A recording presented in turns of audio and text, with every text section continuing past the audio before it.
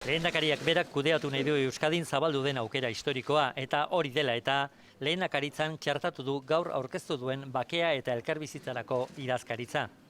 Lehendakaritzan bertan kokatua izango da, gai hau legealdi honetako helburu nagusi bat delako. Idazkaritza berriak orain arte hainbat sailetako arloak bilduko ditu, oroimena, berradiskidetzea eta biktimen arreta. Gaur arte baketiken zuzendari izan den Jonan Fernandez izango da burua. Idazkaritza horrek giza eskubideetako zuzendaritza bat izango du. Monika Hernando UNESCO etxeko kideak gidatuko du.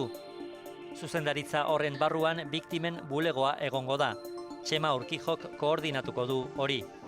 Lehendakariak adierazi duenez, lantalde horren zeregin nagusia kontsentsua bilatzea izango da. Gure herri osoaren helburu nahi hau ondo betetzeko asmoa baldin bada, lan talde bat behar dugu eta talde lana egin behar dugu. Jaurlaritzatik hasi beraz eta legebiltzarraren konsensua bilatzea izango da gure ardatz nagusia. Ardatz horri helduta, idazkaritza berriak 3 helburu nagusi izango ditu. Aurrenekoa iraganaren azterketa kritikoa izango da, eta hor kokatuko da Memoriaren Institutua sortzea. Bigarren helburua bakea betiko lortzea da, eta hirugarrena bizikidetzaren kultura indartzea.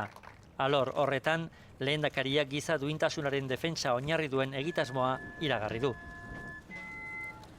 Tolosan jaio zen Jonan Fernandez eta bertan herri batasunako zinegotzia izan zen. Fernandezek elkarrizketa, akordio eta elkarkidetzaren alde lan asko egin du. Lurralde, koordinadora ekologistaren buruan, Irurtzun Andoain autobiaren proiektuaren behin betiko ibilbidea negoziatu zuen Gipuzkoako diputazioarekin. Nik uste dut konsenso soziala gure gizartean badago akordio honekin. Lan hori, elkarri gizarte mugimendu bakezalearen oinarria izan zen. Buruzagitzan 13 urtez izan ostean, mugimendua desegin eta lokarri sortu zuten 2006an, urte hartan baketik zentroaren ardura hartu zuen Fernandezek. Txema Urkijo, abokatua eta bakearen aldeko koordinakundearen sortzaileetako bada. Giza eskubideen arloko zuzendaria izan zen 4 urtez Ibarretxeren gobernuan.